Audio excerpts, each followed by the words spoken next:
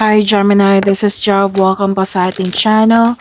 By the way, Gemini, this is your weekly by tarot reading from September 8 to 14, 2025. Gamitin ang reading na ito bilang gabay lamang. Kung naka-resonate kayo, comment down. Tandaan, ito ay channel reading po. Kunin nyo lang po kung ano naka-resonate sa'yo. This is for you, Gemini.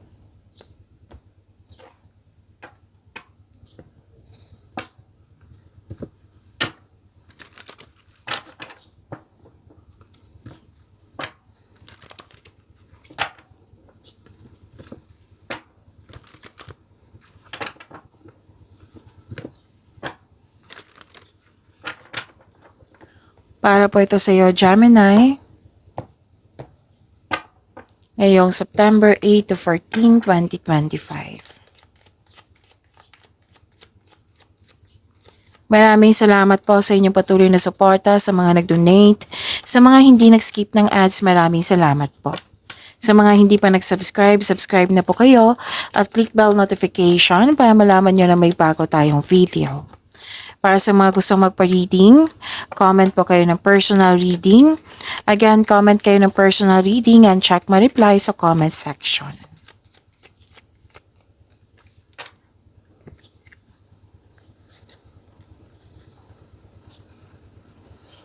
May solusyon sa inyong problema, may sagot sa inyong mga katanungan. Ang ganda. At sabi ng card, iwasan nyo pong mag-overthink or mag-overanalyze. Oo. Or di kaya'y sana'y ma-overcome niyo po itong doubt, fear, hesitation. And malakas ang iyong intuition. Oo. Nagkaroon ng time for reflection. Mas lumawak yung ambisyon mo sa buhay. Kung may sikreto, kung may manloloko or nanloko, malalaman mo yan kasi malakas ang iyong intuition.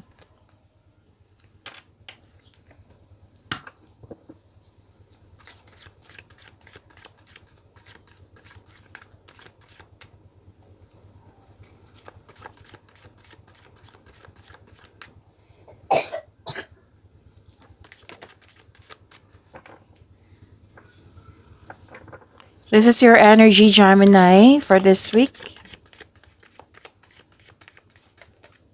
Okay.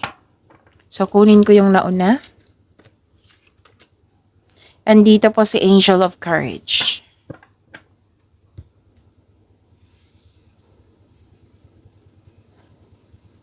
Kung may napansin kayo na repeating message, yan po yung pinupush ng course nyo.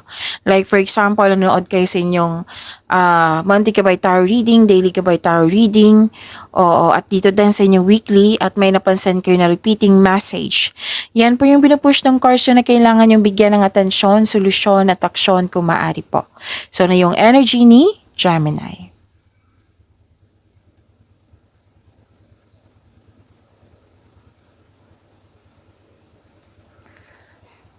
Yung lumabas po dito na mas lumawak yung vision mo sa buhay, andito din po sa tarot card nyo. Intellectual ambition, leadership, pwedeng may leadership role, pwedeng ginampanan mo yung pagiging mabuting leader mo, pwedeng hindi ka leader kundi pwedeng solong-solo mo yung trabaho dyan na nagagawa mo ito ng maayos. And dalawang card na nagsabi dito na you are a strong person, authority person, you want to win at all cost. So this is authority, masusunod yung gusto mo. Ginagamit mo ang katalinuhan o lohika para makamit ang tagumpay. So gumagawa ka ng aksyon upang manindigan at trust your intuition. Okay? Magtiwala sa inyong boses din.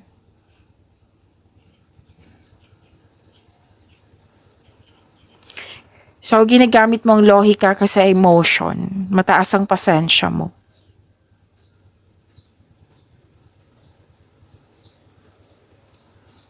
Okay. Most likely, pwede din naman sa love life, personal life. Pero may nakita kasi ako dito sa career and money mo na gumagawa ka ng lohikal na aksyon sa iyong mga layunin. Okay, so action to, may pagtanggap dito ng promotion, yung sabi ko kanina sa inyo na pwedeng leadership role to, pwedeng pagtaas ng kita, sweldo, allowance, maraming order, maraming benta, maraming customer, or di kaya pagkuha nga na isang tungkulin sa pamumuno, yung leadership role. Tapos nakilala ka. Recognition to nakilala ka, ginagalang ka ng mga tao.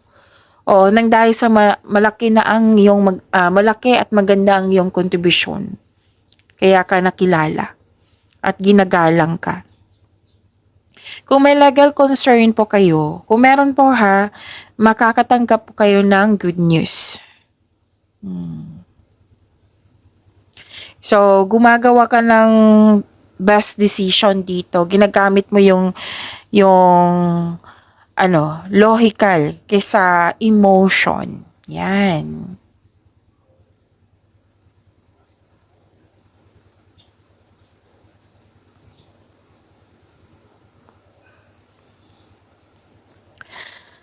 Okay, so this is overcoming obstacles. Kung ano man yung mga challenges mo dyan, struggles, ma-overcome mo yan kasi binigyan mo siya ng aksyon. Okay? Kung hindi mo bibigyan ng action, walang mangyayari, naging stagnation siya. Walang changes na mangyayari. Pero, yung nakikita ko talaga dito is sinabi ko kanina, di ba? Binigyan mo ng aksyon. Ginagamit mo yung talino mo. Okay? So, ma-overcome mo itong mga challenges, struggles, kung ano man yan. So, maging matatag ka sa sandaling ito, Gemini. Dahil ma-overcome mo yung struggles, challenges mo ngayon. So, this card asks you na harapin mo yung fears, struggles, or challenges kasi iwasan mo ito at mag-move forward ka with courage. So, this is overcoming obstacles, very confident ka. It might be tungkol to sa passion mo kasi may sinabi dito na alam mo yung gagawin mo. Kasi passion mo to, naka-align to sa passion mo. And pwede din na, di ba, may challenges, struggle. So, may ganap na resilience. You have courage. You have inner power.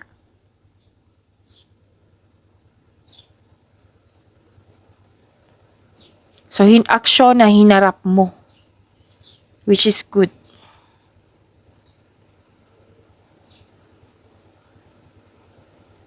Ang ilan sa inyo lalabas ng comfort zone. And you are very confident na lalabas kayo sa comfort zone. Kung may concern kayo sa isang tao, na alam mong hindi balanse yung connection nyo, mag-usap po kayo. Para alam din niya. It might be hindi niya alam Oo. So, i-share mo yung concern mo.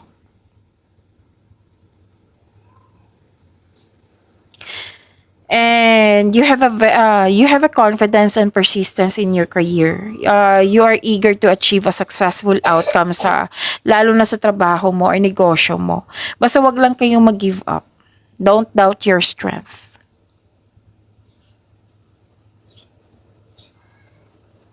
So, andito po si Angel of Courage. So, to attract more blessings, let us say the power affirmation. Let us say, I trust in my ability to stay strong. Again, I trust in my ability to stay strong. Kung sa Tagalog pa, nagtitiwala ako sa aking kakayahan at manatili akong matatag.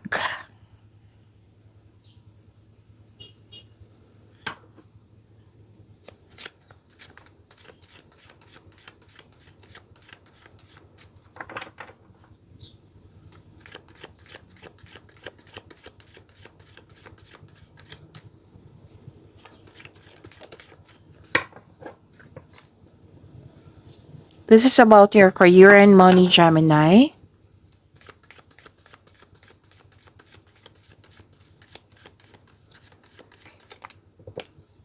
And dito po si Angel of Hope.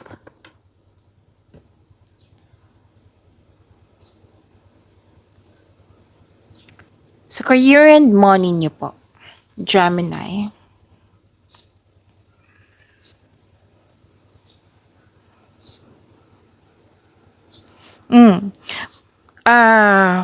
pwedeng nangyari na ito, pwedeng mangyayari pa lang. Kasi may nakita ko ditong loss of connection or loss of things or loss of opportunity. Okay? Pero most likely, naalala nyo to. And kung may opportunity dyan, pag-isipan nyo na mabuti. Okay? Okay, so nakita ko dito na yun nga, may loss of connection or loss of things or loss of opportunity. Pero don't worry. Kasi after nito, may parating na new direction sa inyong career and money. Okay? And you have to process this kind of emotion. Pero huwag kayong mag-alala kasi may action dito. Dalawang card mismo nagsabi dito na bibigyan mo siya ng action na ma-overcome mo ito. At dito may sinabi din na healing. Okay? So it might be yung mga nangyari sa nakaraan na hindi mo nagustuhan. Ngayon, ngayong week na ito, magkakaroon na po siya ng healing. Okay, don't worry, after nito, magkakaroon siya ng new direction. So this is a hope and healing. Oo, na naka-move on, makaka-move on ka na sa mga, sa lahat ng unos na nagdaan. Kasi nga, may sinabi dito na ma-overcome mo na yung obstacles. And dito din, nag-clarify sa dalawang card nito, sa career and money mo. May forgiveness din akong nakikita dito. So, move forward pa rin, sabi ng card. So, kailangan ng action.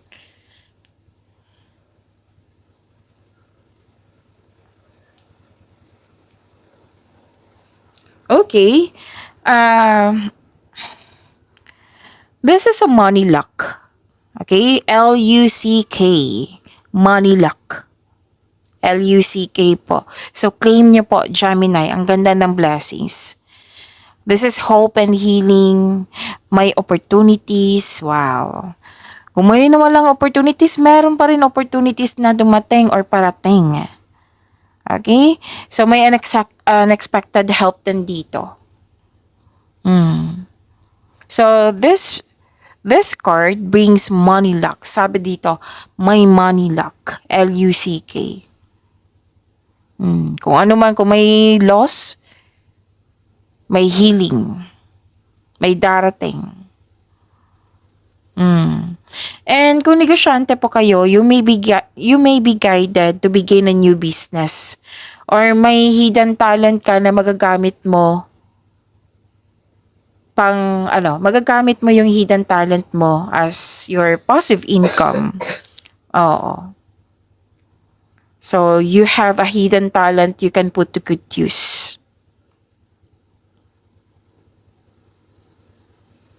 And this is also na yung sinabi ko kanina dito na awards and fame. So, this is recognition na kilala ka. Ginigalang ka. And para sa mga nawalan ng pag-asa dito, ang sinabi ng card nyo dito, all your dreams are coming true. You're healing from the past and feeling hopeful for the future. So, di ba? Sabi ko kanina sa inyo, pwedeng nangyari na ito sa nakaraan na pwedeng last week or nakaraang araw. Tapos, na-overcome nyo na ito kasi dalawang card na nag-confirm dito kasi binigyan mo siya ng action at dito din. At dito din, yung una kong sinabi dito na may solusyon sa inyong problema. Di ba? May sagot sa inyong mga katanungan. So, may pag-asa kang madama, maging positibo po at gumawa ng paraan. Okay? So, this card offers hope and guidance. So, kung nahihirapan ka ngayon, have faith that your luck, L-U-C-K, is about to change for the better. Nakita ko parang dito, Gemini, yung isa sa dahilan naging hard worker ka. Gusto mong magpaayos ng bahay or magpatayo ng bahay. Or may dagdagan ka na gamit dyan sa bahay niyo. Yan po ha. All your dreams are coming true.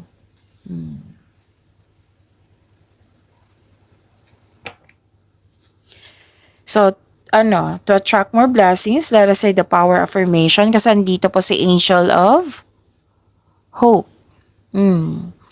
So let us say, I am inspired and fulfilled. I am inspired and fulfilled.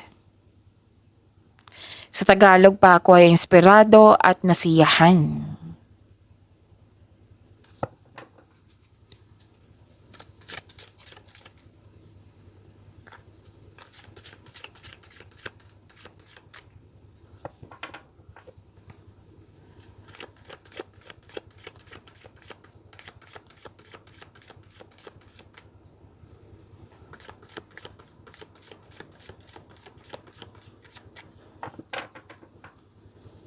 Love Life, Self-Love, Partnership, and Romance ni Gemini ngayong September 8 to 14, 2025.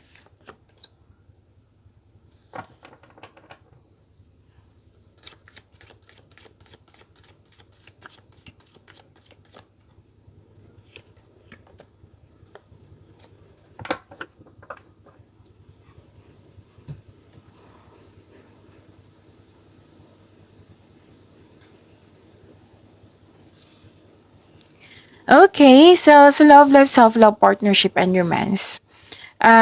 Sa mga single po, may nakita ko ditong mga manliligaw or nililigawan mo. Marami kang choices. Iniisip mo kung sino yung right person para sa iyo, yung may genuine na love sa iyo. May reminder ang card nyo dito na mag-ingat kayo sa sobrang pag-iisip. Baka ito ay maghatid ng pagkakalito. Kaya pala may lumabas dito na overthinking. Kasi pumipili ka kung sino yung totoo sa iyo or hindi. Pumipili ka kung sino yung best choice.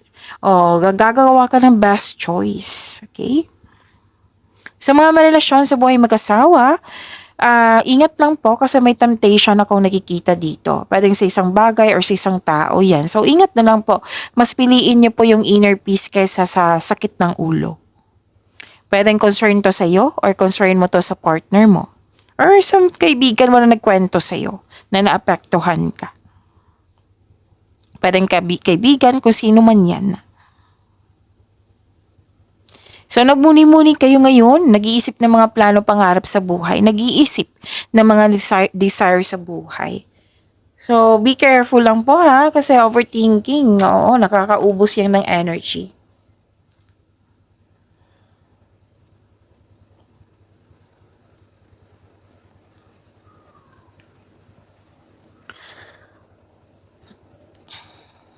Okay.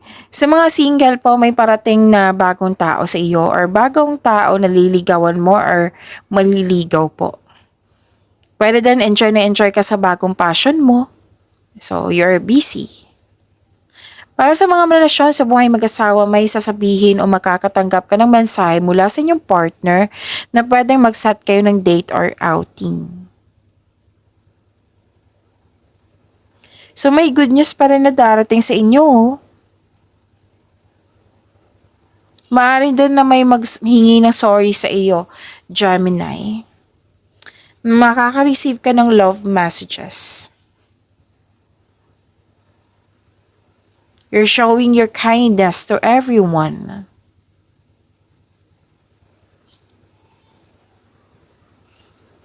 Nakita ko rin dito na ang advice ng card dito sa mga single na wag po daw kayo magmadali para magkaroon ng relasyon. Slow down lang po. Enjoy niyo po yung adventure in this moment. Yung getting to know each other stage. Oo. Pero yung sabi ng card nyo dito, the universe is bringing the right relationship to you at the right time. Kaya kailangan mo na magkaroon ng trust and faith sa universe. Kailangan mo ng mahabang pasensya at patuloy mo lang alagaan yung sarili mo habang hinihintay mo yung bigay ng tadhana sa iyo. Sa buhay mag-asawa, sa mga marelasyon, malapit mo nang maabot yung goals niyo sa buhay. Malapit na kayong mag-harvest.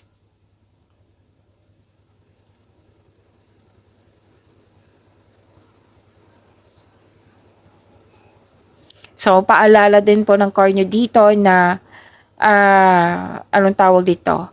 Na kung may tuto sa inyong desisyon, ideas, or plano, huwag kayong maapektuhan masyado. Kasi each of us, meron tayong sariling opinyon, sariling pananaw. So, wag niyong hayaan na maapektuhan yung emotions niyo. Okay?